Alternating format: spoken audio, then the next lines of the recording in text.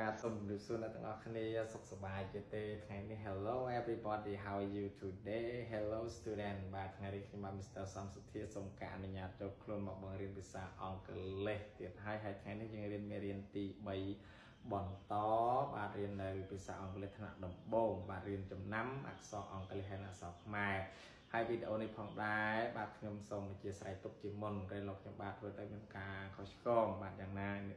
ទីមួយបាទគោលបំណងគឺដើម្បីជួយចែករំលែកសម្រាប់អ្នកដែលមិនចេះភាសាអង់គ្លេសសោះបាទនេះថ្នាក់ដំបូងតែម្ដងថ្មីចាស់បាទអាចរៀនបានណាអ្នកដែលខ្សោយខាងគ្រឹះហើយអ្នកដែលរៀនហើយឬក៏ចេះហើយក៏អាចរំលឹកបានអត់បញ្ហាទេបាទហើយគោលបំណងគឺដើម្បីជួយចែករំលែកបាទចេះប៉ុណ្ណាជួយចែករំលែកប៉ុណ្ណឹងសូមចូលមេរៀនតែម្ដងមុននឹងចូលសូមរំលឹកមេរៀនចាស់បាទកាលពីមុនយើងរៀនអក្សរអីខ្លះបាទស្មើនឹងអក្សរខ្មែរបាទស្មើនឹងអក្សរអីមេរៀនស្មិញគឺបាទ WH ស្មើនឹង W បាទឬក៏ W មែនអត់បាទហើយមួយទៀត WH ស្មើនឹងអក្សរហតោះយើងរកឧទាហរណ៍មើល WH ស្មើ W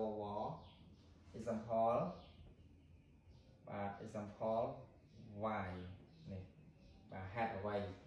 WH នេះស្មើនឹង W ឬក៏ W ណាបាទអញ្ចឹងយើងអាចស្មើអក្សរខ្មែរយើងមកបាទគឺនេះបាទ វឬក៏វបូកនឹងបាទចេញជាអ្នកវាយនេះស្មើស្រៈអាយបាទអញ្ចឹងវាស្មើវសម្រាប់ពីវបាទដាក់ស្រៈអានឹងយកយើងអានថាវាយបាទហេតុអ្វី why are you sad បាទហេតុអ្វីបានជាអ្នកកាត់ទុកបាទ WH នេះស្មើនឹងហឬក៏ហបាទហឬក៏ហអូនេះស្មើនឹងស្រៈអូបាទស្មើនឹងហដាក់ស្រៈអ៊ូហ៊ូប្រែថានរណា Who are you បាទអញ្ចឹងយើងចាំហើយណោះ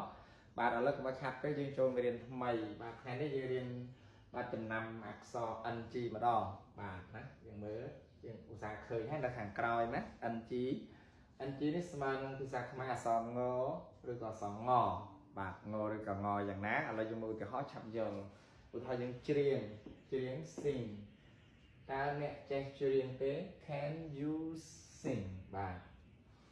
ព្រះរាជា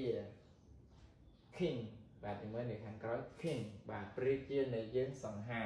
Our king is handsome បាទខ្លាំង strong បាទ strong នេះសំឡេងខ្មែរមានណាអ្នកឯងខ្លាំងមែន You are so strong បាទអត់តមកទៀតខុសបាទ wrong បាទ wrong កុំយកខុសមកលើខ្ញុំ Don't get me wrong បាទចិញ្ចៀនបាទចិញ្ចៀន ring ខ្ញុំចង់បានចិញ្ចៀនពេជ្រ I want a diamond ring បាទអញ្ចឹងយើងចំណាំណាជីស្មើនឹងអក្សรงឬក៏ងបាទនេះយើងមើលណាអញ្ចឹងថ្ងៃហ្នឹងមេរៀនសុំរៀនតែប៉ុណ្្នឹងទេសូមព្យាយាមមើលណាហើយអ្នកដែលចង់ចេះសូមមើលតាំងពីមេរៀនទី1បាទមើលទៅអ្នកដែលខ្សោយខាងគ្រឹះបាទព្យាយាមរៀនជាមួយខ្ញុំបាទយូរនឹងអាចចេះហើយបាទហើយមេរៀននេះក៏សូមចប់ដោយប៉ុណ្ណេះបាទសូមអរគុណបាទសូមជម្រាបលា